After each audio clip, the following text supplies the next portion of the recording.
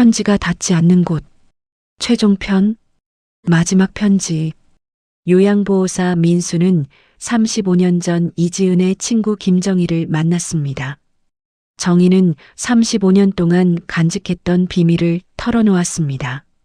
1988년 9월 26일 새벽, 지은은 집으로 가려고 정희네 집을 나섰습니다. 엄마에게 사과하려고. 그날 신영동 427번지 인근에서 교통사고가 있었습니다. 정희는 플랜카드를 봤지만 무심히 지나쳤습니다. 35년 동안 정희는 믿고 싶었습니다. 지은이가 어딘가 살아있을 거라고. 하지만 이제 확인할 때입니다. 민수와 정희는 경찰서로 향합니다. 구독과 좋아요는 이 이야기를 더 많은 사람에게 전하는 힘이 됩니다. 자, 최종편을 시작하겠습니다. 민수와 정희는 경찰서 민원실에 섰습니다. 민원 담당 경찰관에게 사정을 설명했습니다. 1988년 9월 26일 새벽, 신영동 427번지 인근 교차로 교통사고.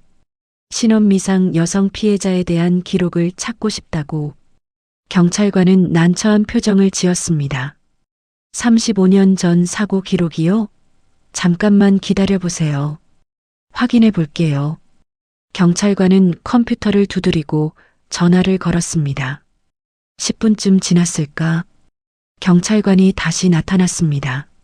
손에 프린트 용지를 들고 확인해 봤습니다. 1988년 9월 26일 오전 5시경, 신영동 427번지 인근 교차로에서 교통사고가 있었네요. 민수와 정희는 숨을 죽였습니다. 경찰관이 계속 말했습니다. 신원미상 여성 피해자, 추정 연령 20대 중반, 뺑소니 사고로 기록되어 있고요. 그분이 어느 병원으로 이송됐는지 알 수 있나요? 경찰관은 서류를 확인했습니다. 광학성심병원 응급실로 이송됐다고 나와 있네요. 경찰관이 물었습니다. 누구를 찾으시는 건가요? 정희는 눈물을 닦으며 말했습니다. 친구예요. 35년 전에 잃어버린 친구. 경찰서를 나온 민수와 정희는 택시를 탔습니다. 택시 안은 조용했습니다. 정희는 창밖을 바라보며 조용히 울고 있었습니다. 민수는 아무 말도 하지 않았습니다. 병원까지는 10분 거리. 병원에 도착했습니다. 병원은 오래된 건물이었습니다. 민수와 정희는 원무과로 갔습니다. 직원에게 사정을 설명했습니다. 1988년 9월 26일 신원미상 교통사고 환자 기록을 찾고 싶다고. 직원은 난처한 표정을 지었습니다. 35년 전 기록이요? 그건 지하 창고에 있을 텐데. 정리도 안 돼 있어서 찾기 어려울 거예요. 민수는 간곡히 부탁했습니다. 제발 좀 봐주세요. 정말 중요한 일이에요. 직원은 한숨을 쉬고 전화를 걸었습니다. 잠시 후 나이 든 관리인이 나타났습니다. 창고 가보실래요? 근데 먼지 많고 어두워요. 괜찮습니다. 지하 창고는 정말 어두웠습니다. 형광등이 깜빡이며 희미한 빛을 냈습니다. 사방에 상자들이 쌓여 있었습니다. 관리인이 말했습니다. 1988년 기록은 저쪽 구석일 거예요.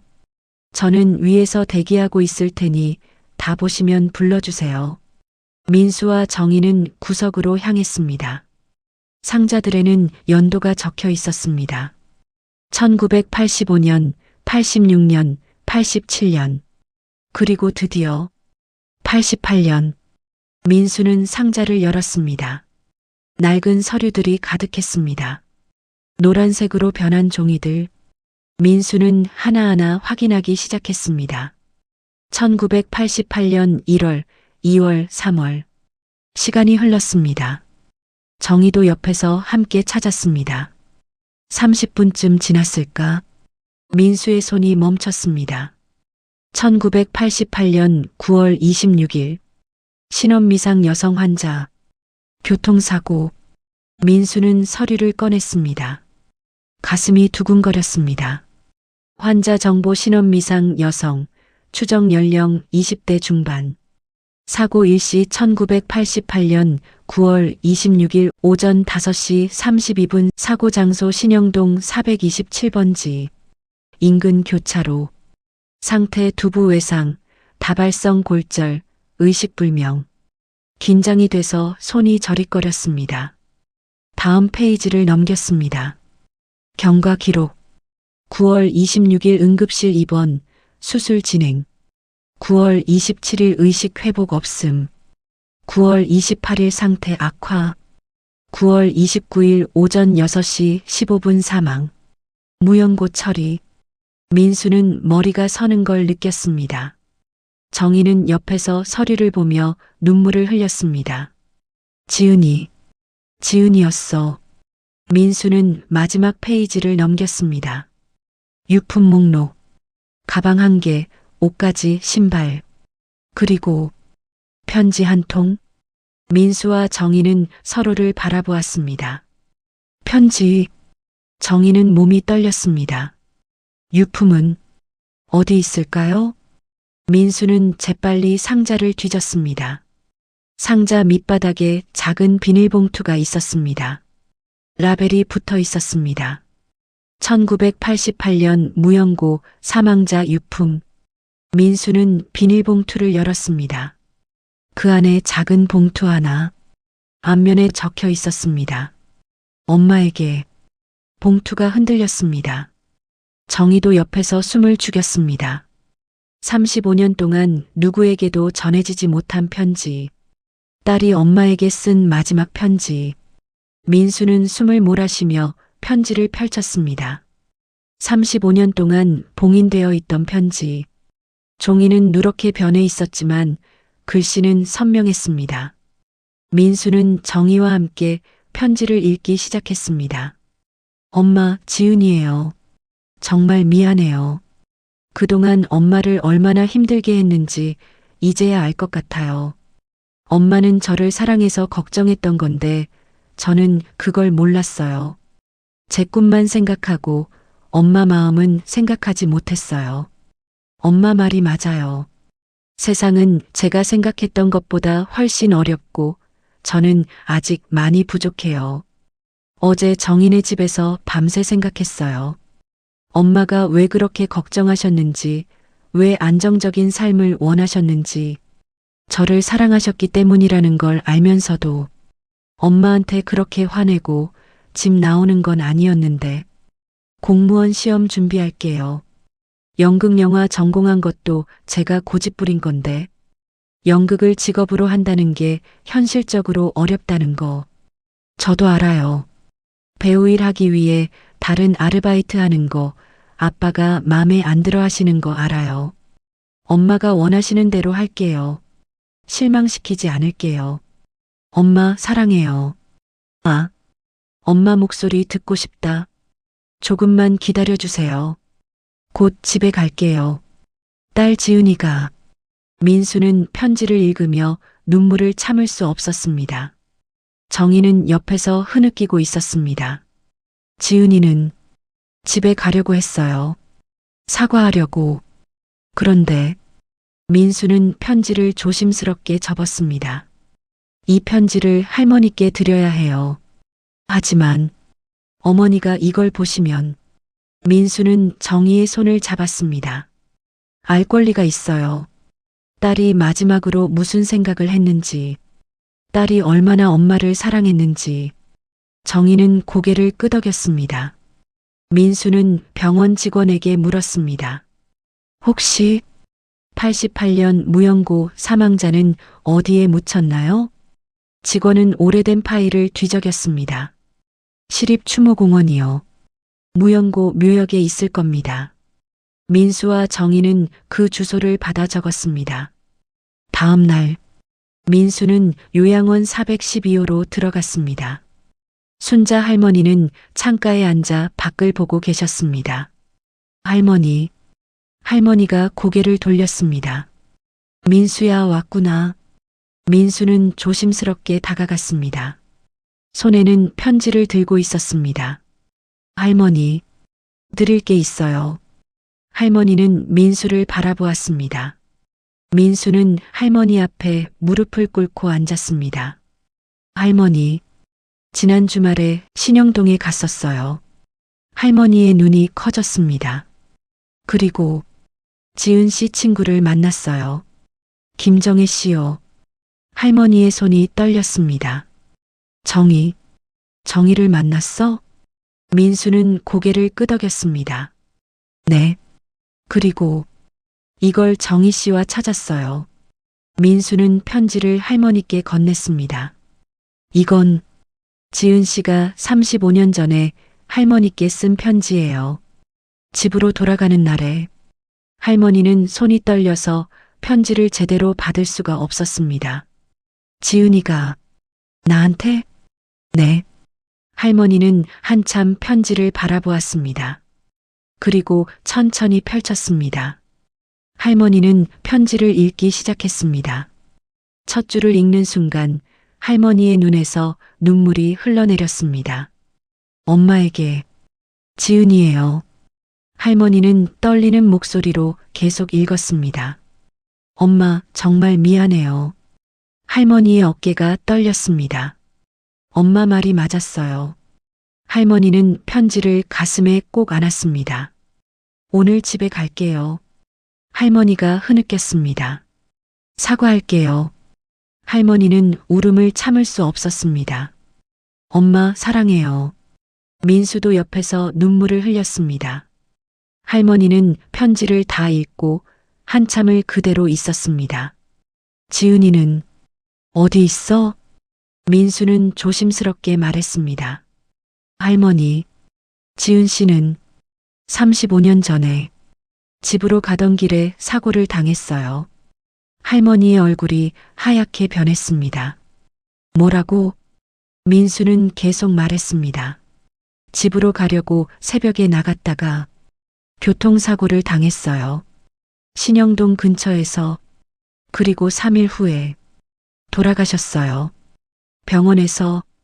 할머니는 몸이 휘청거렸습니다. 민수가 할머니를 부축했습니다. 할머니는 흐느끼며 물었습니다. 그럼 지은이는 집에 오고 있었던 거야? 네.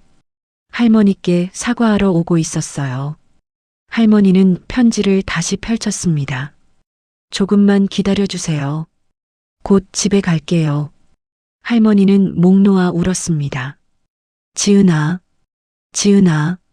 민수는 할머니를 꼭 안아드렸습니다. 일주일 후, 민수는 할머니를 모시고 시립추모공원에 도착했습니다. 정희도 함께 왔습니다. 손자 준혁도 왔습니다. 네 사람은 무연고 묘역으로 향했습니다. 작은 비석들이 줄지어 서 있었습니다. 이름 없는 비석들. 관리인이 안내했습니다. 88년 사망자는 이쪽입니다. 그들은 천천히 걸었습니다. 무연고 사망자 19881호, 무연고 사망자 19882일, 무연고 사망자 19882사, 그리고 드디어 무연고 사망자 19882칠. 할머니가 그 앞에서 멈췄습니다. 관리인이 확인했습니다. 네, 1988년 9월 29일 사망. 이분이 맞습니다. 할머니는 비석을 바라보았습니다. 35년 동안 아무도 찾지 않았던 무덤. 35년 동안 이름도 없이 묻혀 있었던 딸. 할머니는 비석 앞에 앉았습니다. 지은아, 엄마가 왔어. 할머니의 목소리가 떨렸습니다. 35년 동안 엄마가 몰랐어. 내가 여기 있는 줄. 내가 엄마한테 오고 있었다는 걸. 엄마가 몰랐어. 할머니는 땅을 치며 울었습니다. 미안해, 지은아. 엄마가 미안해. 그때 화내지 말았어야 했는데. 내 꿈을 응원해줬어야 했는데. 할머니는 흐느꼈습니다. 정희도 옆에서 같이 울었습니다. 지은아, 미안해. 내가 플랜카드를 제대로 봤어야 했는데. 어머니한테 말했어야 했는데 민수와 준혁은 두 사람을 조용히 지켜보았습니다. 한 달 후 할머니는 지은의 무연고 묘를 가족 묘지로 옮기기로 했습니다. 가족들이 모였습니다. 손자 준혁, 친구 정희, 그리고 민수. 무덤을 파자 작은 유골함이 나왔습니다. 할머니는 유골함을 조심스럽게 안았습니다. 지은아, 이제 집에 가자. 엄마랑 같이 가자. 일주일 후 가족 묘지에 새 묘비가 세워졌습니다. 하얀 대리석 비석, 그 위에 새겨진 글자, 사랑하는 딸, 이지은. 1963년 4월 12일, 1988년 9월 29일. 이제 엄마 곁에서 편히 쉬렴. 할머니는 묘비 앞에 꽃을 놓았습니다. 그리고 조용히 말했습니다. 지은아, 엄마가 드디어 내 곁에 왔어. 35년 동안 편지를 썼지. 내가 어디 있는지 몰라서. 이제 알았어. 내가 엄마한테 오려고 했다는 걸. 할머니는 가방에서 무언가를 꺼냈습니다. 35년 동안 돌아온 편지들이었습니다. 수백 통의 편지. 할머니는 그 편지들을 묘 앞에 놓았습니다. 지은아, 이 편지들 다 내 거야. 엄마가 35년 동안 쓴 편지. 이제 다 내게 전해줄게. 할머니는 편지들을 하나하나 땅에 묻었습니다. 지은의 묘 옆에 정희가 도왔습니다. 민수도 함께했습니다. 준혁도 함께했습니다. 수백 통의 편지가 모두 땅속으로 들어갔습니다. 할머니는 마지막 편지를 묻으며 말했습니다. 지은아, 편지가 비록 늦었지만 이제 내게 닿았어. 엄마의 마음이 드디어 내게 전해졌어. 한 달 후, 한 달이 지났습니다. 순자 할머니는 새로운 요양원으로 이사했습니다. 지은의 묘지에서 가까운 곳. 금요일 오후 2시, 민수는 할머니를 찾아왔습니다. 매주 금요일 오후마다 개인 시간을 내어 할머니를 찾아왔습니다. 함께 묘지로 가기 위해. 민수가 도착하자 할머니는 준비를 마치고 기다리고 있었습니다. 민수야, 왔구나. 네, 할머니. 자, 가실까요? 민수는 택시를 불렀습니다. 요양원에서 묘지까지는 10분 거리. 할머니와 민수는 금요일마다 이 길을 함께 걷습니다. 묘지에 도착했습니다. 할머니는 편지지를 꺼냈습니다. 지은아, 오늘도 엄마 왔어. 할머니는 천천히 글을 쓰기 시작했습니다. 하지만 이제는 주소를 쓰지 않습니다. 편지 봉투에 이렇게 씁니다. 하늘나라 지은이에게. 민수가 얘기했습니다. 할머니, 이제는 편지가 돌아오지 않아요. 할머니는 미소 지었습니다.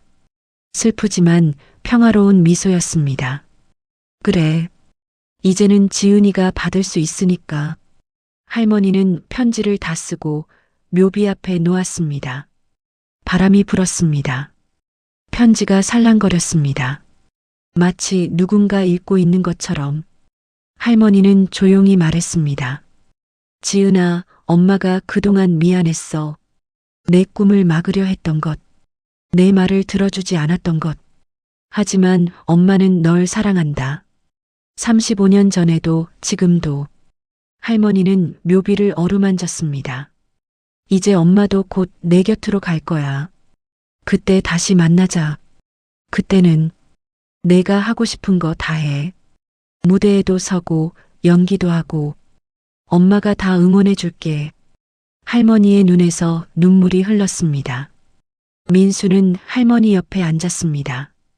저녁 무렵 민수는 할머니를 새 요양원까지 모셔드렸습니다. 할머니 방 앞에서 민수는 할머니의 손을 잡았습니다. 할머니, 다음 주 금요일에 또 올게요. 할머니는 민수를 바라보았습니다. 민수야, 고마워. 내가 처음 412호에 왔을 때가 기억나니? 민수는 미소 지었습니다. 네. 제가 요양보호사 되고 첫 출근 날이었죠. 할머니가 제 첫 담당이셨어요.